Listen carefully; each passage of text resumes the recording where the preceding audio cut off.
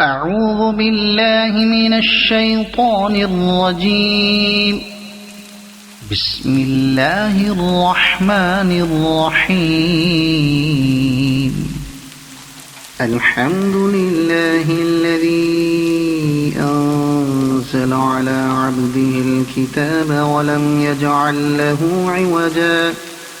قيما لينذر بأسا شديدا من لدنه ويبشر المؤمنين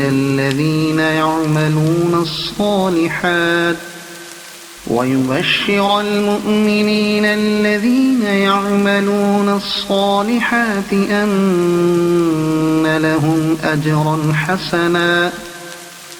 ماكثين فيه أبدا وينذر الذين قالوا اتخذ الله ولدا ما لهم به من علم ولا لآبائهم كبرت كلمة تخرج من أفواههم إن يقولون إلا كذبا فلعلك باخع نفسك على آثارهم إن لم يؤمنوا بهذا الحديث أسفا إنا جعلنا ما على الأرض زينة لها لنبلوهم أيهم أحسن عملا وإنا لجاعلون ما عليها صعيدا جرزا أم حسبت أن أصحاب الكهف والرقيم كانوا من آياتنا عجبا إذ أوى الفتية إلى الكهف فقالوا ربنا آتنا من لدنك رحمة وهيئ لنا من أمرنا رشدا فضربنا على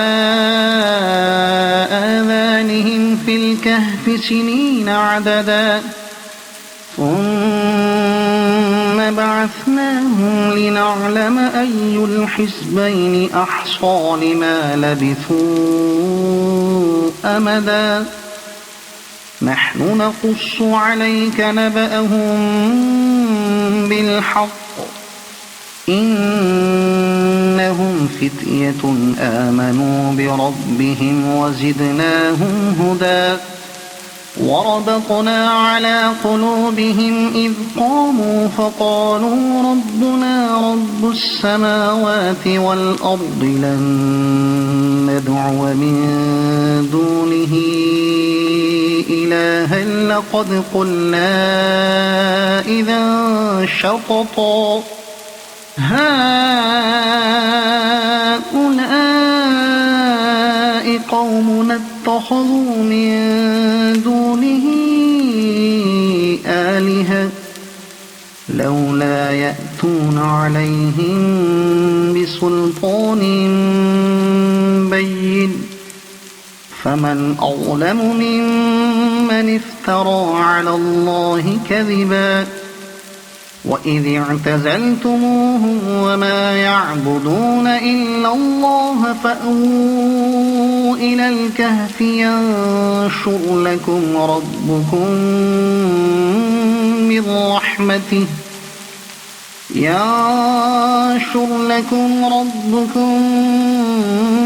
من رحمته ويهيئ لكم من أمركم مرفقا وترى الشمس إذا طلعت تزاور عن كهفهم ذات اليمين وإذا غربت تقرضهم ذات الشمال وهم في فجوة منه ذلك من آيات الله من يهد الله فهو المهتد ومن يضلل فلن تجد له وليا مرشدا وتحسبهم أيقاظا وهم رقود ونقلبهم ذات اليمين وذات الشمال وكلبهم باسط ذراعيه بالوصيد لو اطلعت عليهم لوليت منهم فرارا ولملئت منهم رعبا وكذلك بعثناهم ليتساءلوا بينهم قال قائل منهم كم لبثتم قالوا لبثنا يوما أو بعض يوم قالوا ربكم أعلم بما لبثتم فابعثوا أحدكم بورقكم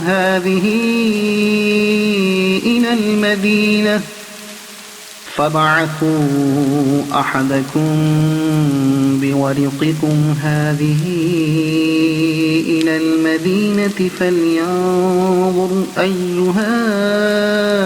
أزكى طعاما فليأتكم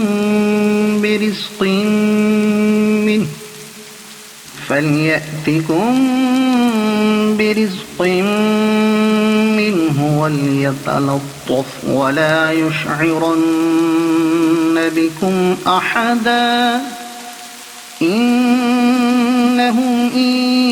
يظهروا عليكم يرجموكم أو يعيدوكم في ملتهم ولن تفلحوا إذا أبدا وكذلك أعثرنا عليهم ليعلموا أن وعد الله حق وأن الساعة لا ريب فيها إذ يتنازعون بينهم أمرهم فقالوا بنوا عليهم بنيانا ربهم أعلم بهم قال الذين غلبوا على أمرهم لنتخذن عليهم مسجدا سيقولون ثلاثة رابعهم كلبهم ويقولون خمسة سادسهم كلبهم رجما بالغيب ويقولون سبعة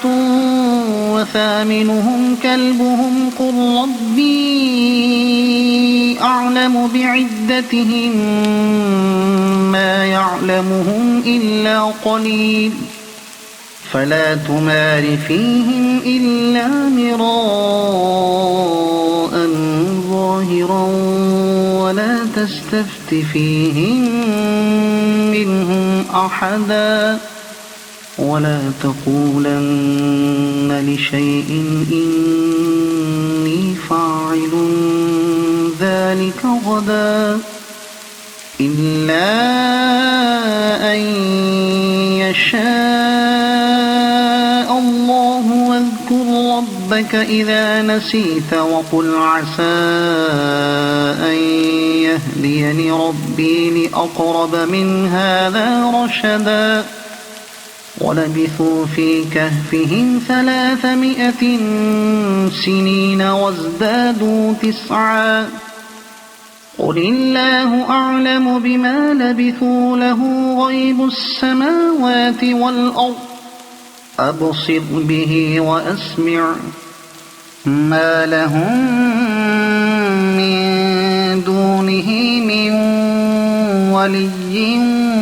ولا يشرك في حكمه أحدا واتل ما أوحي إليك من كتاب ربك لا مبدل لكلماته ولن تجد من دونه ملتحدا واصبر نفسك مع الذين يدعون ربهم بالغداة والعشي يريدون وجهه ولا تعد عيناك عنهم تريد زينة الحياة الدنيا ولا تطع من أغفلنا قلبه عن ذكرنا واتبع هواه وكان أمره فرطا وقل الحق من ربكم فمن شاء فليؤمن ومن شاء فليكفر إنا أعتدنا للظالمين نارا أحاط بهم سرادقها وإن يستغيثوا يغاثوا بماء كالمهل يشوي الوجوه بئس الشراب وساءت مرتفقا إن الذين آمنوا وعملوا الصالحات إنا لا نضيع أجر من أحسن عملا أولئك لهم جنات عدن تجري من تحتهم الأنهار يحلون فيها من أساور من ذهب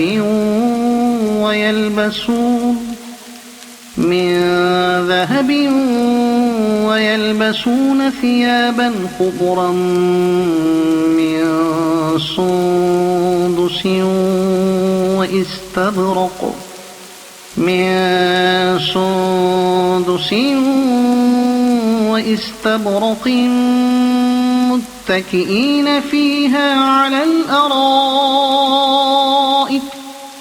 واستبرق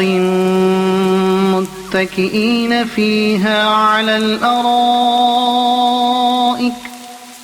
نعم الثواب وحسنت مرتفقا واضرب لهم مثل الرجلين جعلنا لأحدهما جنتين من أعناب وحففناهما بنخل وجعلنا بينهما زرعا كلتا الجنتين آتت أكلها ولم تظلم منه شيئا وفجرنا خلالهما نهرا وكان له ثمر فقال لصاحبه وهو يحاوره أنا أكثر منك مالا وأعز نفرا ودخل جنته وهو ظالم لنفسه قال ما أظن أن تبيد هذه أبدا وما أظن الساعة قائمة ولئن رددت إلى ربي لأجدن خيرا منها منقلبا قال له صاحبه وهو يحاوره أكفرت بالذي خلقك من تراب ثم من نطفة ثم سواك رجلا لكن هو الله ربي ولا أشرك بربي أحدا ولولا إذ دخلت جنتك قلت ما شاء الله لا قوة إلا بالله إن ترني أنا أقل منك مالا وولدا فعسى ربي أن يؤتيني خيرا من برحمتك ويرسل عليها حسبانا من السماء فتصبح صعيدا زلقا أو يصبح ماؤها غورا فلن تستطيع له طلبا وأحيط بثمره فأصبح يقلب كفيه على ما أنفق فيها وهي خاوية على عروشها ويقول يا ليتني لم أشرك بربي أحدا ولم تكن له فئة ينصرونه من دون الله وما كان منتصرا هنالك الولاية لله الحق هو خير ثوابا وخير عقبا واضرب لهم مثل الحياة الدنيا كماء أنزلناه من السماء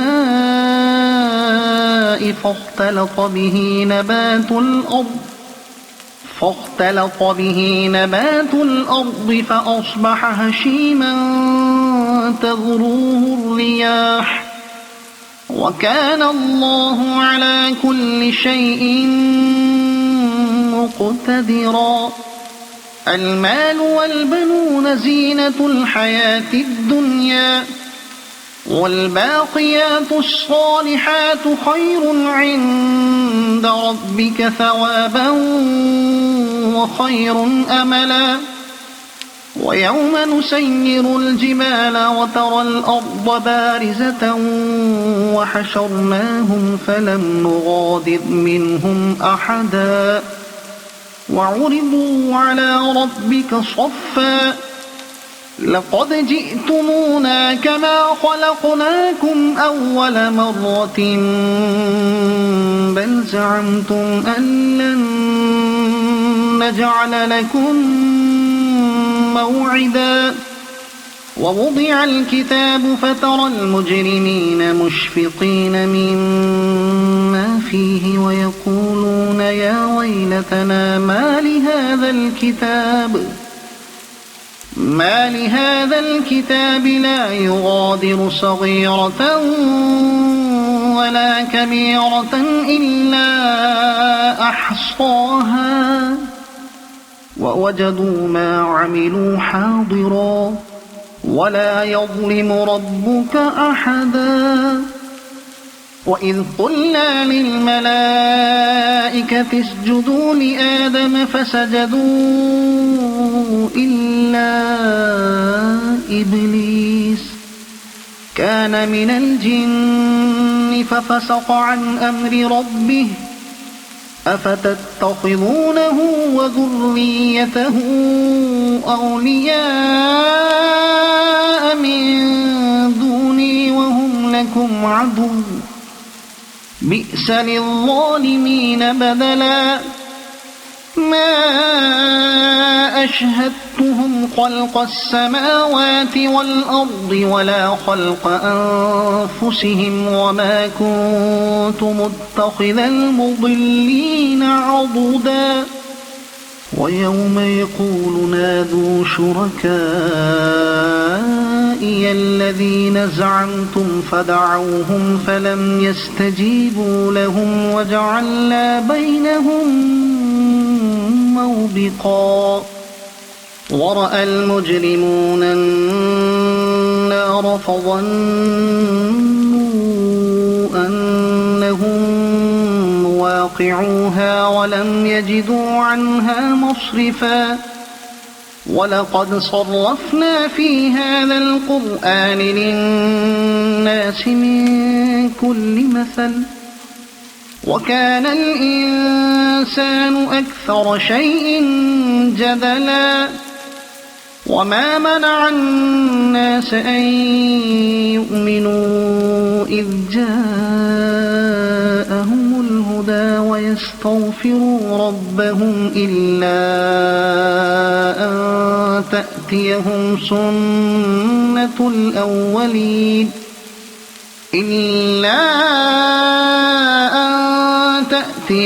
سنة الأولين أو يأتيهم العذاب قبلا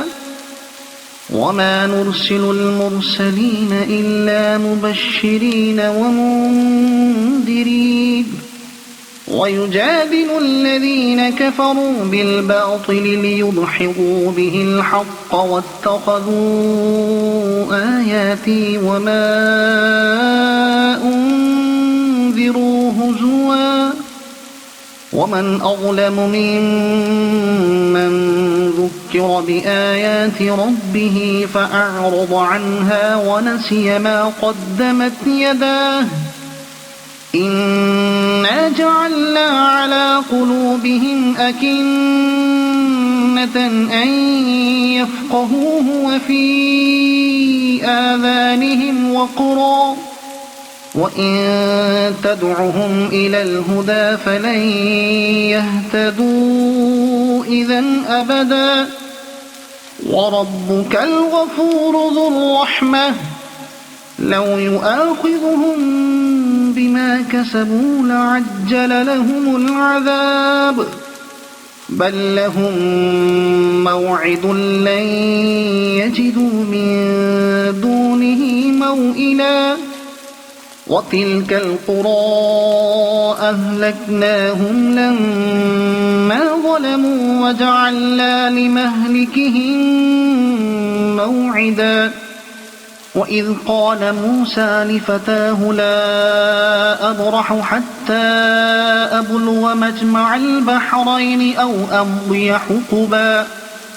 فلما بلغا مجمع بينهما نسيا حوتهما فاتخذ سبيله في البحر سربا فلما جاوزا قال لفتاه آتنا غداءنا لقد لقينا من سفرنا هذا نصبا قال أرأيت إذ أوينا إلى الصخرة فإني نسيت الحوت وما أنسانيه إلا الشيطان أن أذكره واتخذ سبيله في البحر عجبا قال ذلك ما كنا نبغي فارتدا على آثارهما قصصا فوجدا عبدا من عبادنا آتيناه رحمة من عندنا وعلمناه من لدنا علما قال له موسى هل أتبعك على أن تعلمني مما علمت رشدا قال إنك لن تستطيع معي صبرا وكيف تصبر على ما لم تحط به خبرا قال ستجدني إن شاء الله صابرا ولا أعصي لك أمرا قال فإن اتبعتني فلا تسألني عن شيء حتى أحدث لك منه ذكرا فانطلقا حتى إذا ركبا في السفينة خرقها قال أخرقتها لتغرق أهلها لقد جئت شيئا إمرا قال ألم أقل إنك لن تستطيع معي صبرا قال لا تؤاخذني بما نسيت ولا ترهقني من أمري عسرا فانطلقا حتى إذا لقيا غلاما فقتله قال أقتلت نفسا زكية بغير نفس لقد جئت شيئا نكرا قال ألم أقل لك إنك لن تستطيع معي صبرا قال إن سألتك عن شيء بعدها فلا تصاحبني قد بلغت من لدني عذرا فانطلقا حتى إذا أتيا أهل قرية استطعما أهلها فأبوا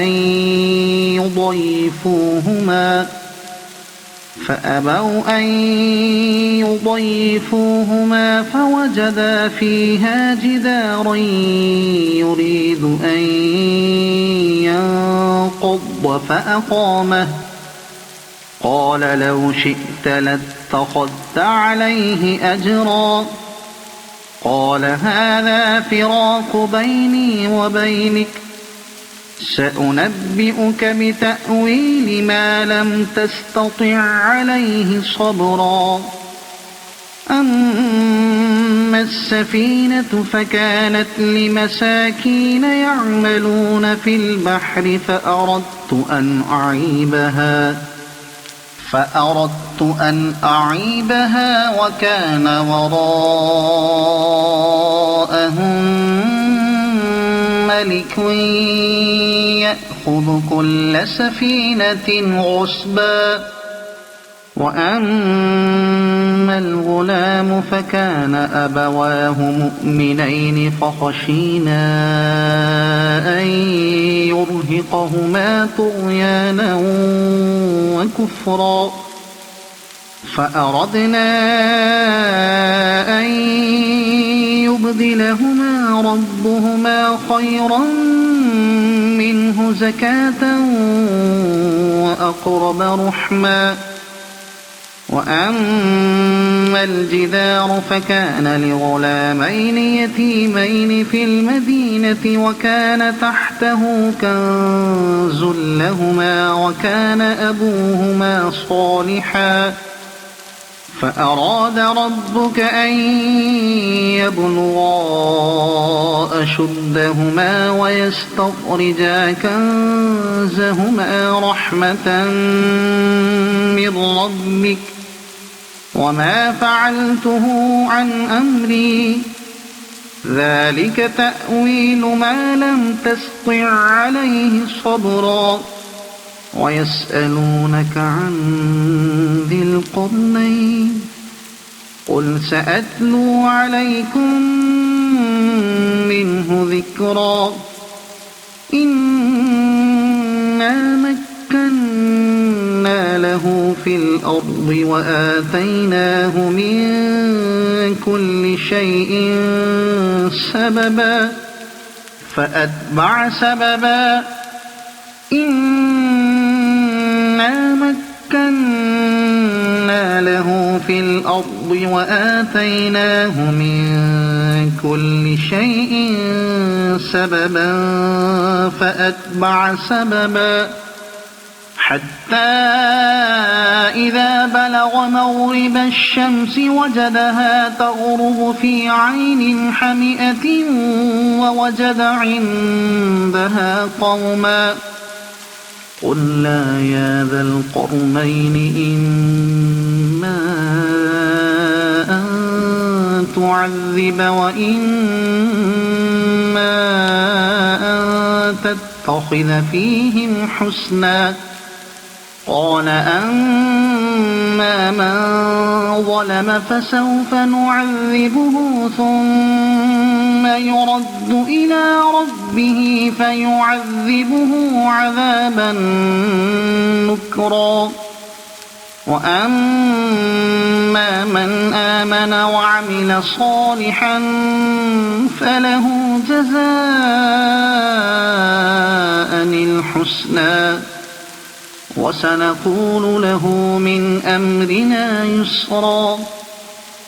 ثم أتبع سببا حتى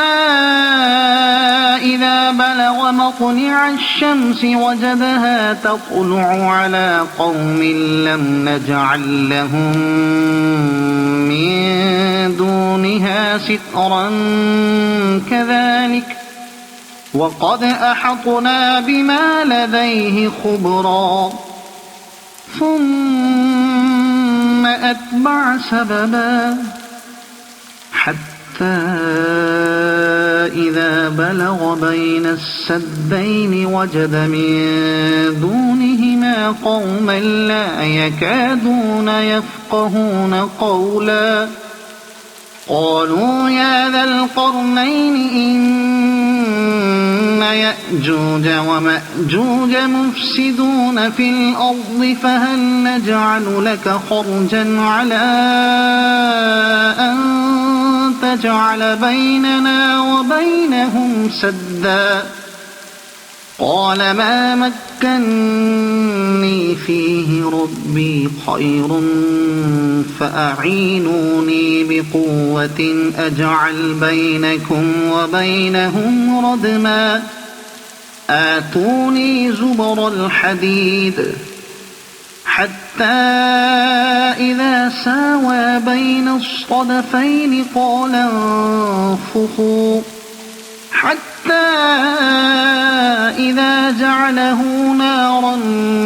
قال آتوني أفرغ عليه قطرا فما استطاعوا أن يظهروه وما استطاعوا له نقبا قال هذا رحمة من ربي فإذا جاء وعد ربي جعله دكاء وكان وعد ربي حقا وتركنا بعضهم يومئذ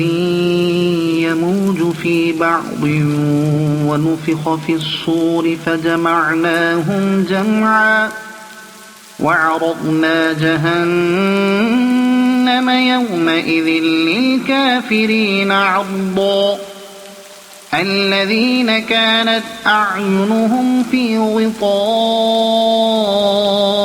عن ذكري وكانوا لا يستطيعون سمعا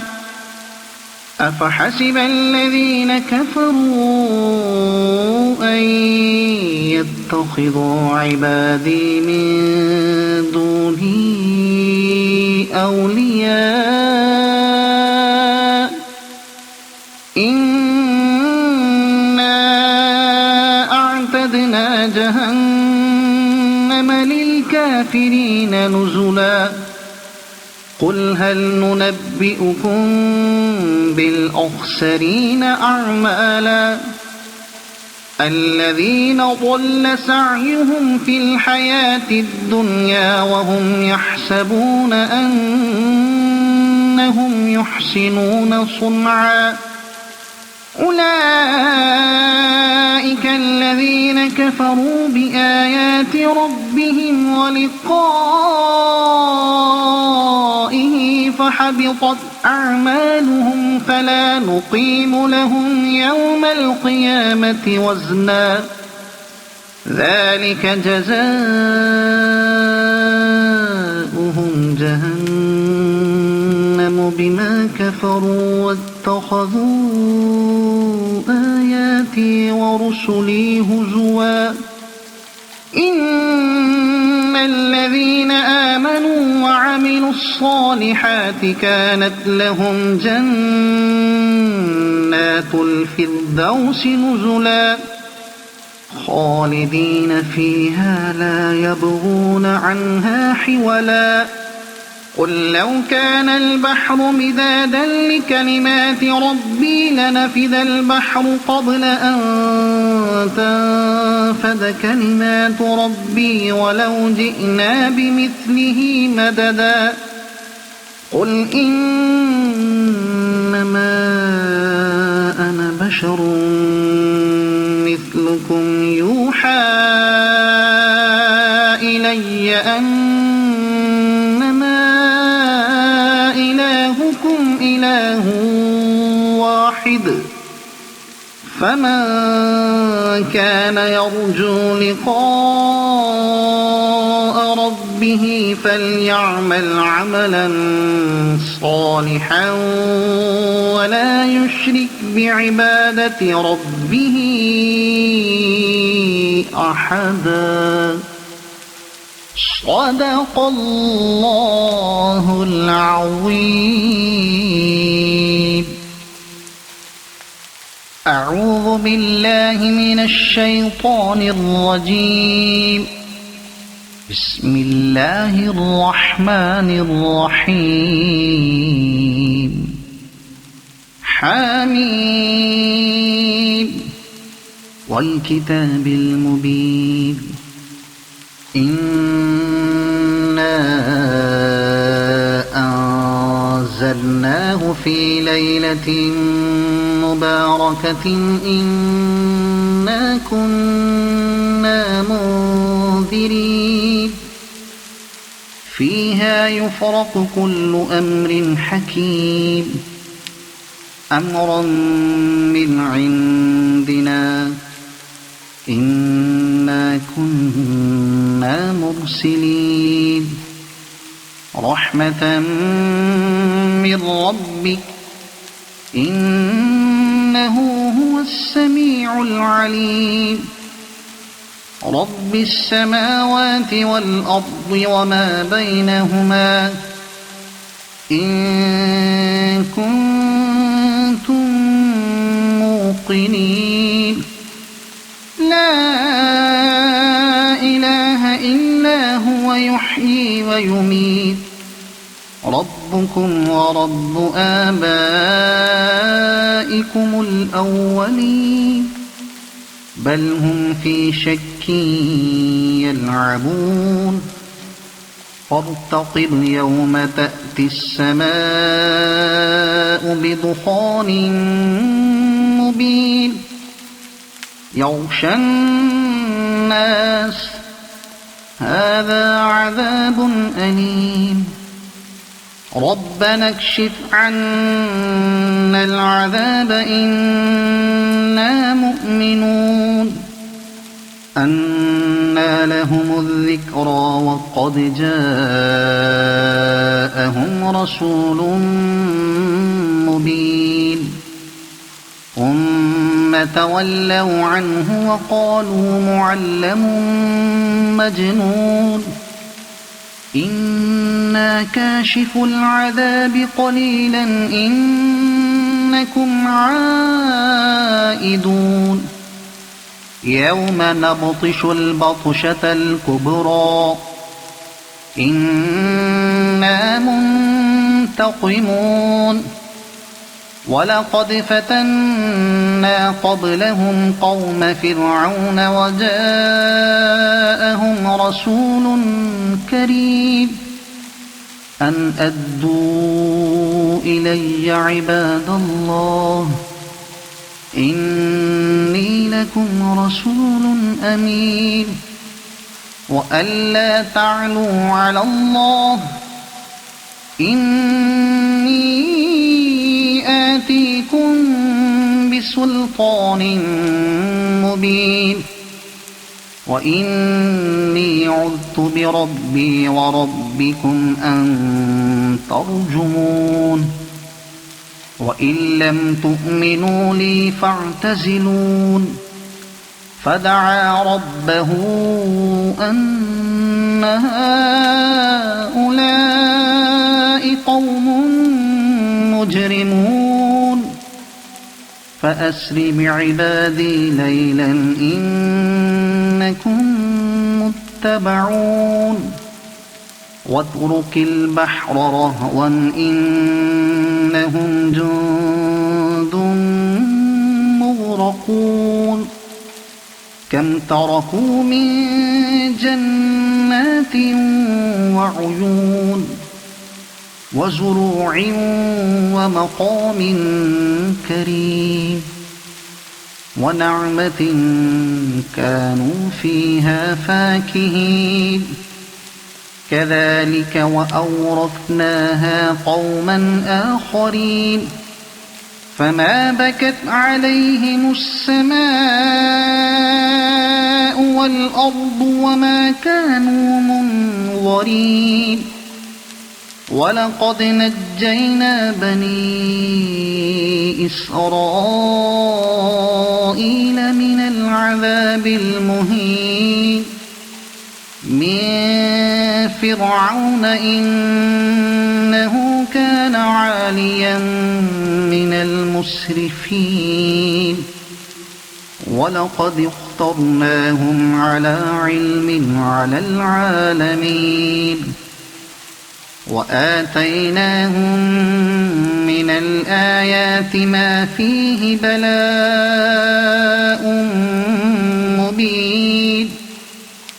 إن هؤلاء ليقولون إن هي إلا موتتنا الأولى وما نحن بمنشرين فأتوا بآبائنا إن كنتم صادقين أهم خير أم قوم تبع والذين من قبلهم أهلكناهم إنهم كانوا مجرمين وما خلقنا السماوات والأرض وما بينهما لاعبين ما خلقناهما إلا بالحق ولكن أكثرهم لا يعلمون إن يوم الفصل ميقاتهم أجمعين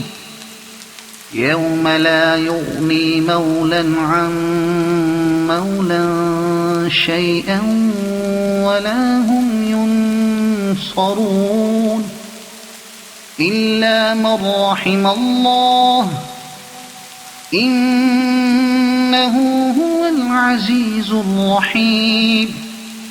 إن شجرة الزقوم طعام الأثيم كالمهل يغلي في البطون كغلي الحميم خذوه فاعتلوه إلى سواء الجحيم ثم صبوا فوق رأسه من عذاب الحميم ذق إنك أنت العزيز الكريم